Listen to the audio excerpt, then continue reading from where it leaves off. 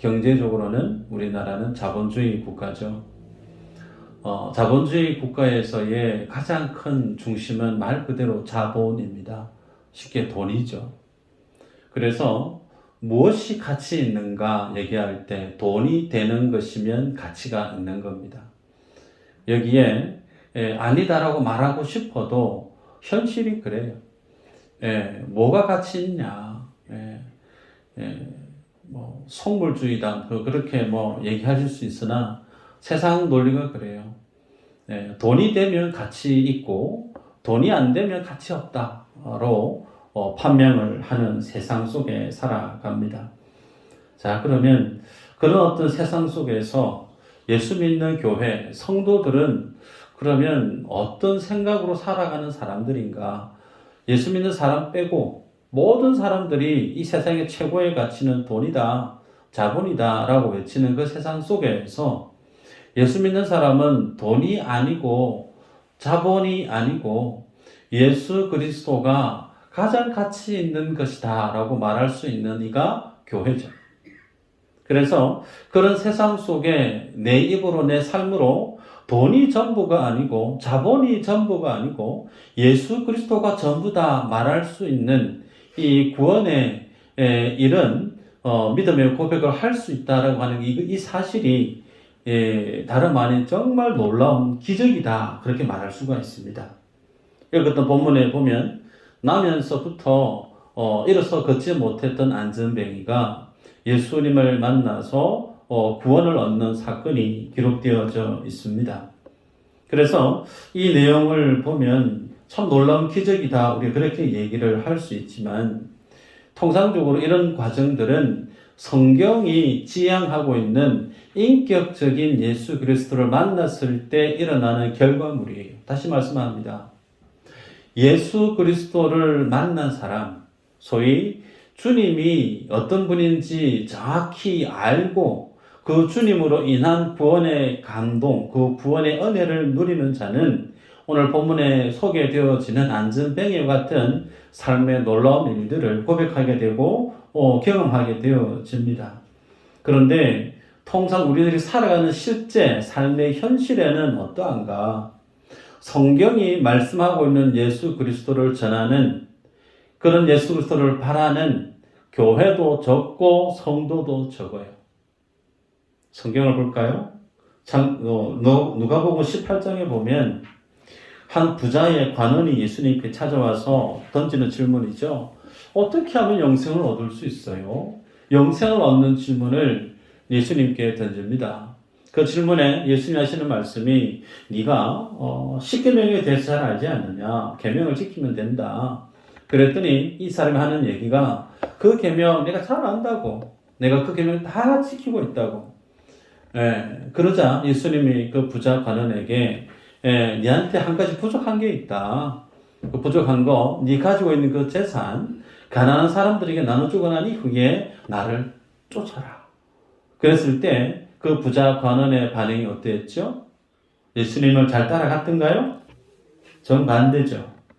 오히려 그 부자는 자기가 가지고 있는 그 재산을 그것 때문에 근심하고 예수님 앞에서 돌아갔다. 그렇게 기록하고 있습니다.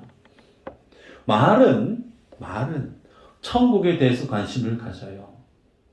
말은 영생에 대해서, 복음에 대해서, 하나님 나라에 대해서 마치 부자 관원처럼 누가 그런 말을 하고 살아가느냐? 교회 안에 있는 성도들이에요. 저를 비롯한 모든 사람들이 하나님의 나라에 대해서, 천국에 대해서, 영생에 대해서 성경에 기록하고 있는 하나님 나라에 대한 그런 주된 이슈들을 곧잘 기도도 하고 얘기도 하고 말은 해요. 그런데 말은 그렇게 하고 살아가지만 삶의 실제 현실에 가장 크게 자리하고 있는 내용은 천국도 아니고 영생도 아니고 하나님의 나라도 아니고 그 마음중심에 가장 크게 자리해 있는 것이 뭐냐면 돈이라는 거예요. 자본주의이기 때문에 돈 없으면 사람 대접받지 못한다. 어쨌든 돈을 많이 모아야 된다. 그래서 돈 모을 수 있는, 돈 벌 수 있는 여기에 가장 많은 시간과 에너지와 마음을 기울이고 살아가는 이들이 실제 교회 안에 많이 있습니다. 여러분, 그런 인생을 향해서 주님 하시는 말씀이죠. 예수께서 저를 보시고 가라사대 재물이 있는 자는 하나님의 나라에 들어가기가 어떻게 어려운지 약대가 바늘귀로 들어가는 것이 부자가 하나님의 나라에 들어가는 것보다 쉬우니라. 네. 부자는 하나님의 나라 들어가기가 어렵다. 그 말의 의미는 삶의 중심이 하나님 나라가 전부가 아닌 이 땅의 가치에 붙들려 살아가는 사람은 어느 누구든 하나님의 나라에 들어가기가 어렵다라는 것을 주님이 말씀합니다. 그러기에 오늘 이 말씀을 보면서 오늘 우리는 어떻게 살아가고 있는가? 오늘 나는 내가 사는 세상은 어떻게 잘 살아가고 있는가? 여러분, 돈 없으면 안 되는 세상 속에 우리가 살아갑니다. 네. 실제로 교회 와서 혹은 기도원에 가서 주여 삼창 잘하거든요. 네. 예. 교육 전도사 때부터 기도의 인도를 곧잘 해왔기 때문에 예. 한때 주여 삼창 기도가 교회 안에 금요 철야의 상징적인 모습 아니었습니까? 그렇게 애타게 주님을 찾으면서 그 주님의 나라에 대한 열망보다 주여, 주여라고 찾으시면서 그 마음의 중심에 무엇을 외치고 있느냐면 하나님, 나도 세상에서 좀 보란듯이 살고 싶다는 거죠. 나도 남들처럼 좀 떵떵거리면서 편하게 좀 살았으면 좋겠다. 가정도 평안하고 직장도 평안하고 하는 일 다 잘 되고 좀 부유하게 살았으면 좋겠습니다. 라고 하는 그런 어떤 이 세상에 대한 욕심이 우리들 안에 없지 않아 있어요.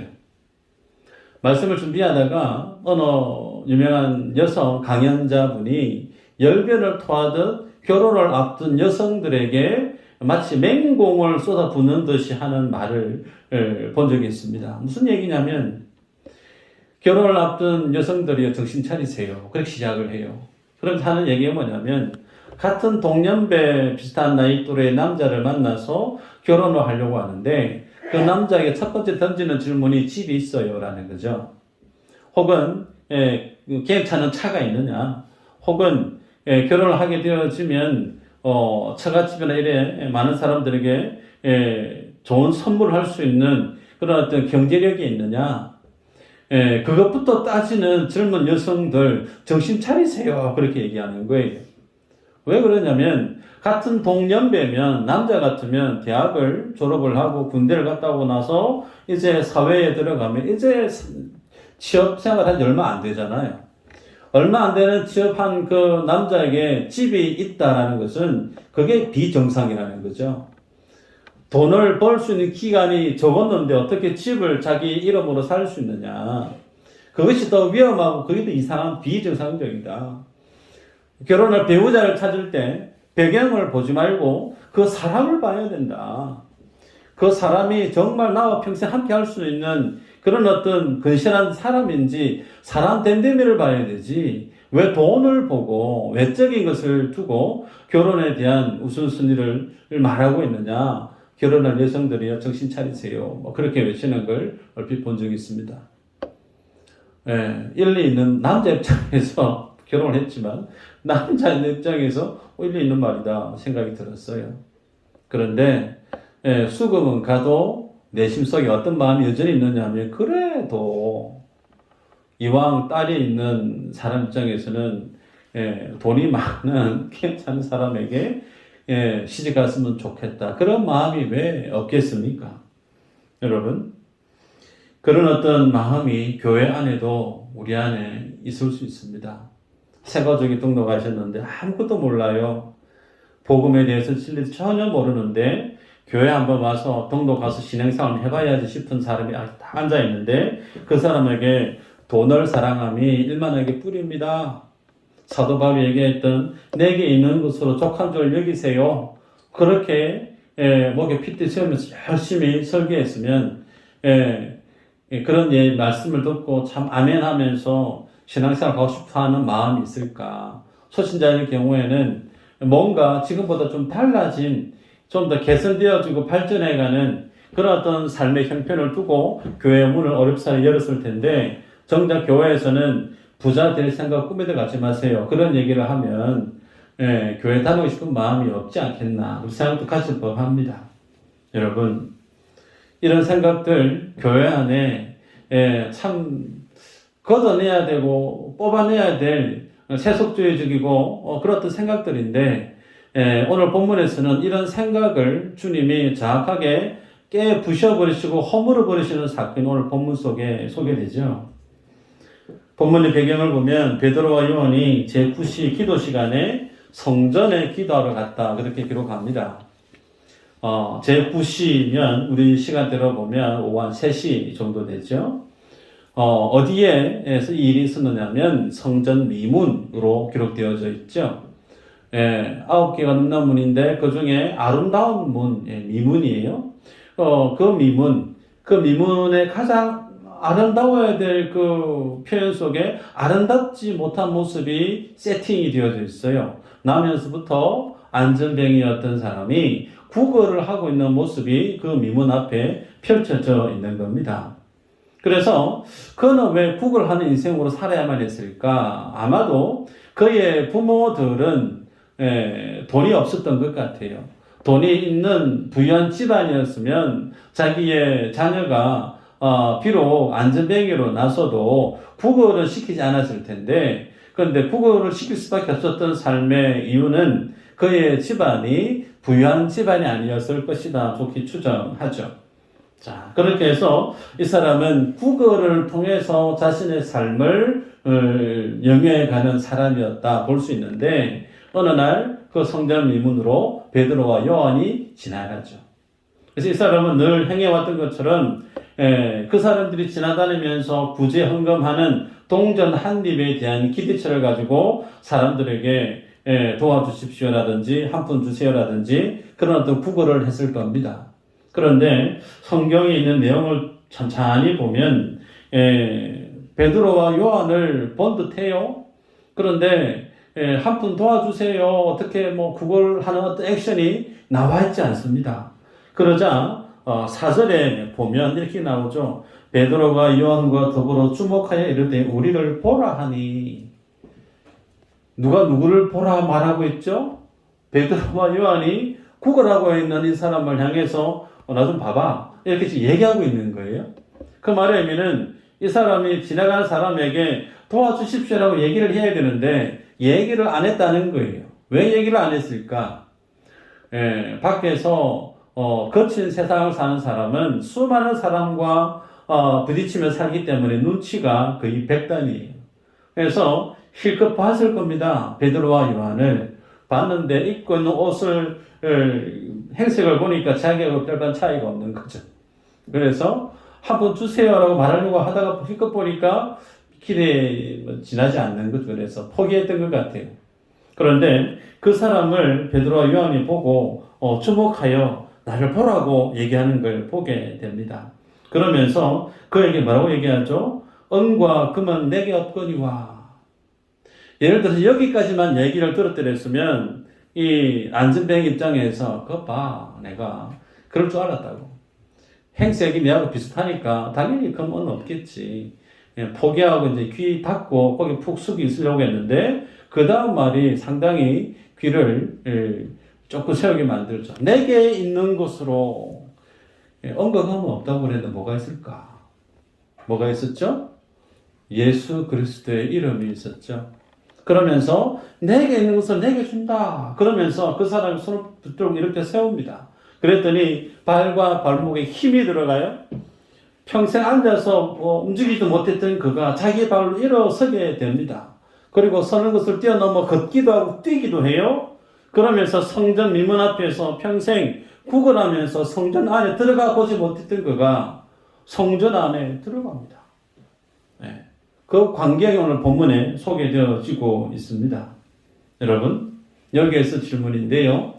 사도 바울에게 없는 것은 뭐였고 있는 것은 뭐였어요? 없는 것은 금과 은이 없었고 있는 것은 예수 그리스도의 이름이 베드로 요한에게 있었습니다. 그러면 세상이 원하는 것은 뭘까요? 금과 은이죠. 세상은 금과 은을 요구합니다. 세상만 금과 은을 요구할까요? 우리도 금과 은을 원합니다. 네. 목사님은 홀리하니까 돈 별로 안 좋아할 거예요. 천만에요. 돈 앞에 마음이 없는 사람 없어요. 모든 사람 다 똑같습니다. 자, 우리들도 금과 은을 원해요. 그런데 우리라고 하는 이 부분에 있어서 이제 구체적으로 들어가십시다. 성령을 경험한 사람, 복음을 아는 사람, 십자가의 도를 아는 사람, 아멘이 아무도 안 나오네.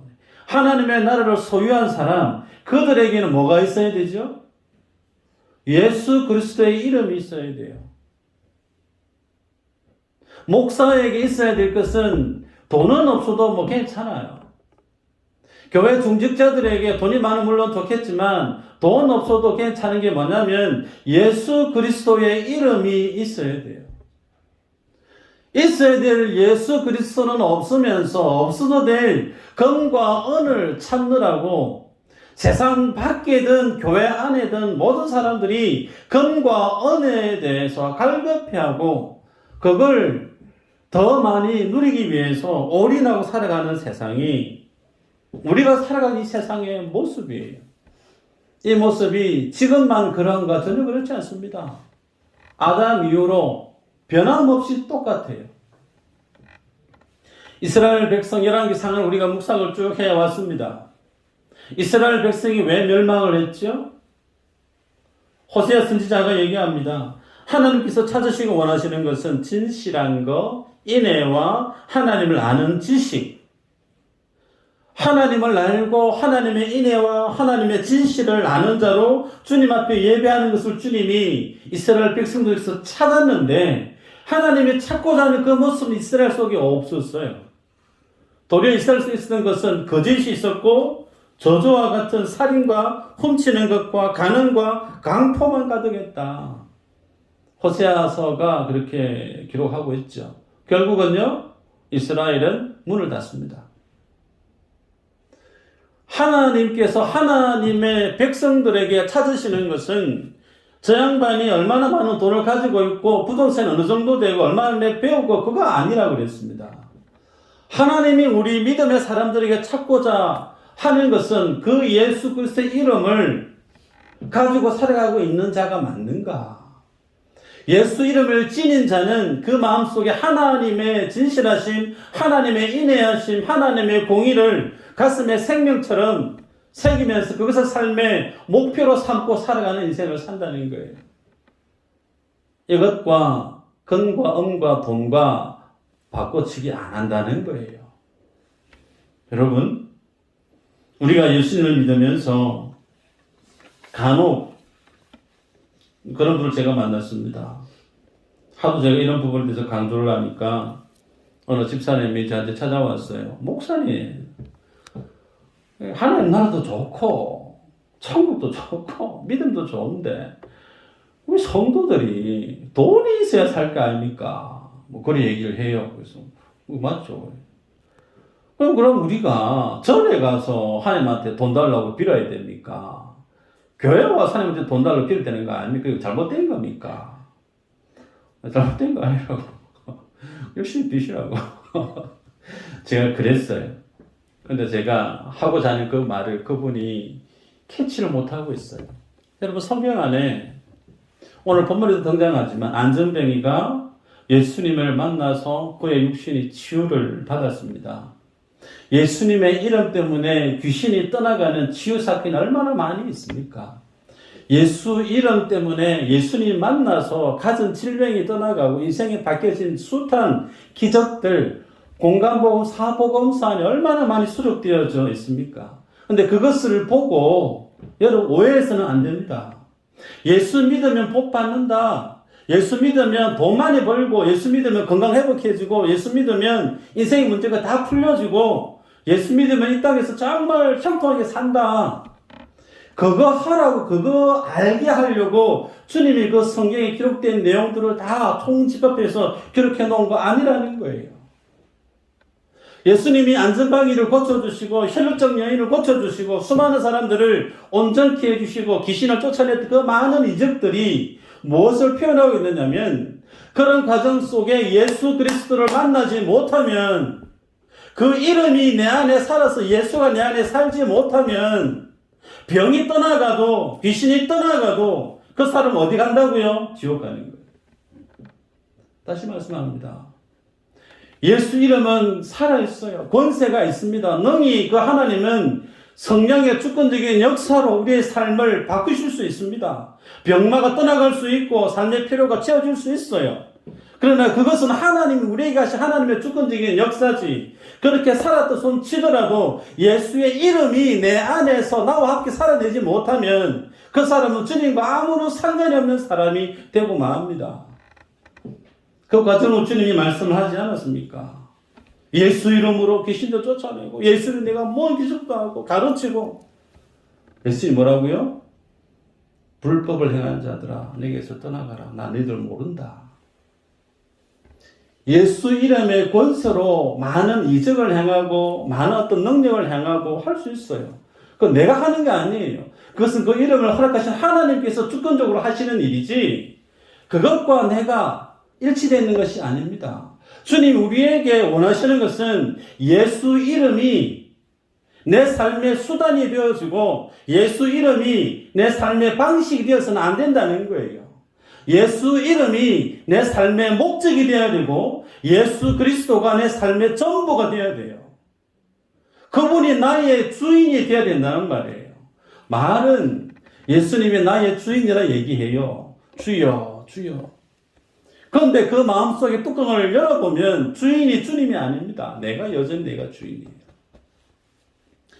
내 주인의 그 자리에 돈이 차지해 있고, 내 주인의 그 자리에 세상 다른 것들이 득지덕지 내 주인 노릇을 하고 있지, 말은 고백은 주여, 주여라고 하지만, 그래서 주님이 말씀합니다. 도무지 나는 너희를 모른다. 예수 이름으로 살아가는 것. 성경이 우리에게 요구하는 것. 주님 우리에게서 보기를 원하는 것. 그거예요. 예수 믿으면서 병 낫고 하나님이 기도하시면 낫게 해주십니다. 제가 그 부정하는 거 아니에요. 아말감 이빨이 황금 이빨로 바뀔 수 있습니다. 그럴 수 있어요. 그런데 그것이 중요한 게 아니죠. 하나님의 말씀하신 성경이, 계시된 성경이 진리이고 그 말씀 속에 있는 예수가 내 삶의 목적이 되어지고 그분이 나의 삶의 주인으로서 나를 통치하시는 나의 정말 주님이어야 되는데 그 주님이 내 삶의 수단이 되고 도구가 되어져 버리면 예수님이 아닌 게 되는 거예요.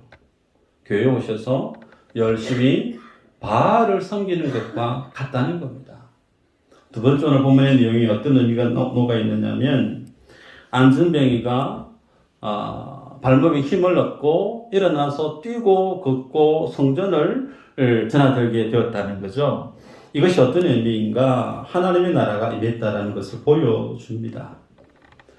하나님의 나라가 이 땅 가운데 임했다. 예수님이 이 땅에 오셔서 첫 번째 외쳤던 말씀이 천국이 가까웠다 그랬죠.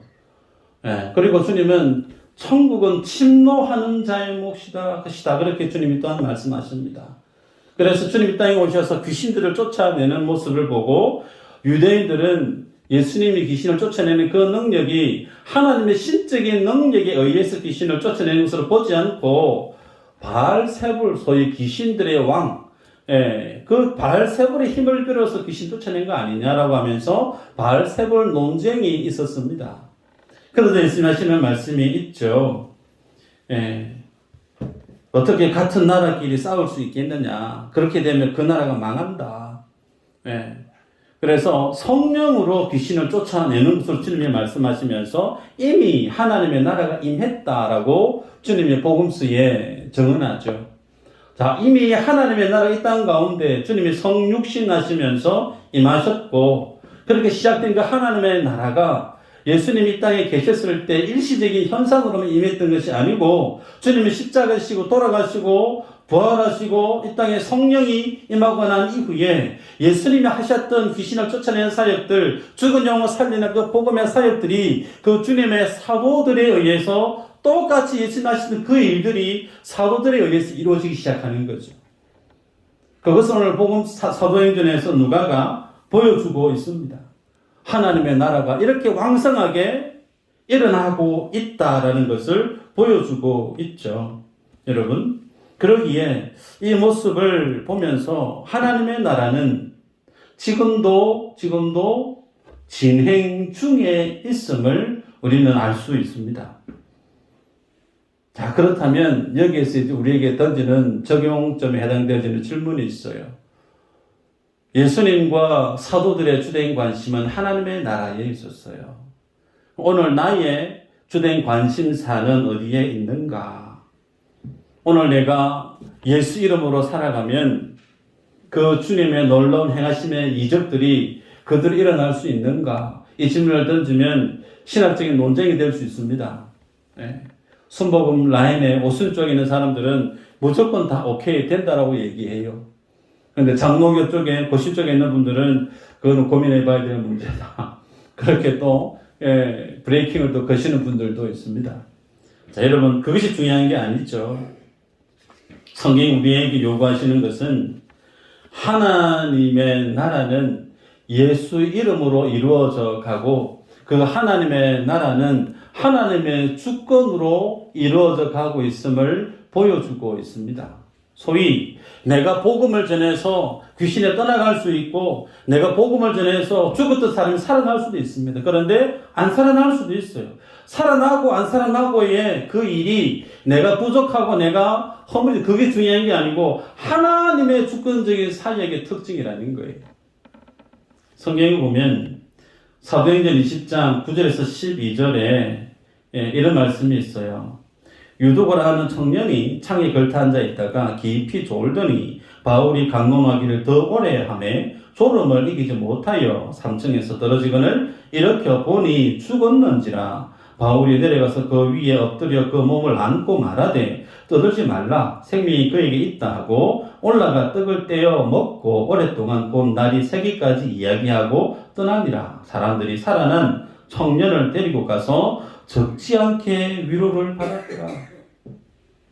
오늘 우리가 읽었던 성경 본문에는 민문에 앉았던 안전병을 일으켰던 사건인데 방금 제가 읽었던 사도행전 20장 9절 이후로는 바울이 죽은 유도고라 오는 그 청년을 다시금 살려내는 사건이 있어요. 똑같은 하나님의 성령의 역사입니다. 죽은 자를 살려내는 놀라운 이적이 있죠. 그런데 하나님의 주권적인 사역 속에 보면 그러면 바울은 순교를 당하지 않고 왜 살지 못했을까? 순교당하고 말았어요. 바울은 왜 육체의 그 가시를 하나님 앞에 해결하지 못했을까? 사도 요한은 끝까지 연수를 다 하면서 복음을 다 전했지만 서대반이라고 하는 전도자는 설교 한 편 했어요. 설교 한 편 하고 돌맞아 순교하고 말았습니다. 하나님이 쓰시는 내용이 다 각각 다르다는 거예요. 어떤 사람에게는 하나님이 어떤 기도를 했을 때 이런 삶의 축복을 주실 수 있고 어떤 사람이 그와 정반대의 삶을 펼쳐갈 수 있다는 거예요. 근데 그것이 중요한 것이 아닙니다. 베드로가 어떤 사역을 했고 바울이 어떤 사역을 했고 유두고가 살아났고 누가 죽고 부활하고 그게 중요한 것이 아니고 주님이 성경 속에 드러내고자 하는 것은 그 모든 하나님의 종들 속에 예수 그리스도의 이름이 있었다라는 걸 보여주고 있어요. 예수 그리스도의 그 주권 하에 하나님의 나라를 세워가고 있다라는 것을 성경에 하나님의 종들의 사역을 통해서 보여주고 있다는 거예요. 그러게 여러분, 우리가 주님을 믿을 때 주여 주여 하면서 주님 앞에 큰 능력을 잃었다 손 치더라도 내가 예수 이름으로 살아가고 있지 않다라고 하면 심각한 영적인 진화 속에 있는 겁니다. 예수 이름이 있는 사람은 어떤 사람인가? 여러분, 말씀 한번 볼까요? 사도행전 3장 16절 한번 읽어보십시다. 다시 한 목소리 읽어볼까요? 시작.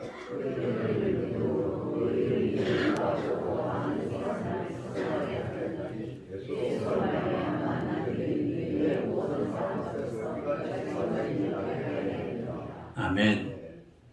예수로 말미암아 난 믿음이 내 안에서 막 쥐어짜내서 내가 열심히 믿어봐야지, 내가 만드는 믿음이 아니라는 거예요. 믿음은 예수님이 우리에게 주신 거예요. 그래서 예수님이 나에게 준 그 믿음으로 이 사람이 완전하게 낫게 되어졌다. 이 믿음의 고백 속에는 예수로 끝났다는 거예요. 나는 예수로 만족하다는 거예요. 뭐가 없어서 불행한 것이 아니고 나는 예수만 있으면 족하다라는 걸 예수로 난 믿음으로 라는 표현 속에 담고 있는 겁니다. 그러게 여러분, 우리가 신앙생활 하면서 예수 그 이름 앞에 내가 어느 정도로 기뻐하고 즐거워하고 있는가, 정말 곱씹어 볼 문제입니다. 예수 이름의 권세, 그 예수 이름의 영광, 그 예수 이름의 가슴 설레임이 내 안에 또렷이 역동적으로 역사하고 있는가. 그것보다 당신이 오늘 복권에 당첨됐어요. 1억 원에 당첨됐어요. 그러면 막 좋아가 잠 못 자고. 어쩌면 우리들이 마치 이런 모습 속에 믿음의, 성경이 얘기하고 있는 믿음의 그 모습의 수준과 내가 지금 주님을 살아가고 있는 믿음의 모습이 그 차이가 너무나 큰 거 아닌가. 그 모습을 말씀 속에 보게 된다는 거죠. 말씀 한 구절을 읽고 말씀을 맺을까요? 사도행전 4장 12절입니다. 같이 한번 읽어보십시다. 시작. 다른 이로서는 구원을 얻을 수 없나니 천하 인간의 구원을 얻을 만한 다른 이름을 우리에게 주신 일이 없습니다. 다른 이름을 주신 이가 없어요. 예수 이름만 주님 우리에게 주셨다라는 거예요. 그래서 썩어질 이 세상에서 주님이 예수 그리스도를 통해서 영원한 기업과 생명의 나라로 나를 옮기셨습니다. 그 주님이 정말 내 인생의 전부고, 그 주님이 나로 세상 그 어떤 것보다 나로 하여금 기쁘게 하고 행복하게 만드는 것이 예수 이름 안에 있는 그 권세입니다. 그럼에도 불구하고 여전히 내 마음속에 예수 이름으로 기뻐함이 아무것도 없다라든지, 예수 이름 안에 내가 신앙생활을 하고 믿음의 삶을 살아도 여전히 내 속에 만족함이 전혀 없다라든지 그렇다라고 하면 여러분 스스로에게 질문을 하셔서 체킹하셔야 돼요. 내 믿음이 지금 성경이 말씀하고 있는 믿음대로 잘 살아가고 있는가. 예수 만난 사람은요, 예수로 족합니다. 예수로 족하고 그 주님 안에 있는 복을 내가 다 누렸기 때문에 더는 내가 구원을 얻기 위해서, 무슨 복을 얻기 위해서 갈급해하지 않습니다. 내가 예수를 만났으면 그걸로 끝난 거예요. 그 주님의 부유함을 누리면 되는 거예요. 그 주님의 누림을 누리지 못하고 또 다른 것에 갈급해한다라고 하면 아직까지 나는 더 깊이 있는 주님과의 관계 속에, 교제 속에 나아가지 못하고 있다는 거예요. 소위 겉돌고 있다는 거예요. 나의 신앙이, 나의 믿음의 인생이 예수님 주변을 겉도는 주변인이 아닌 정말 주님과 눈을 마주보고 가슴과 가슴을 맞대고 그 주님의 음성을 듣고 그 주님의 비전과 꿈에 내 가슴이 설레이고 그 주님 바라보는 것이 내 가슴 속에 정말 기대가 되고, 그런 어떤 설레임으로, 감사함으로, 기대감으로 한 해를 주님과 동행하는 여러분 다 되시기를 주 이름으로 축복합니다. 기도합니다.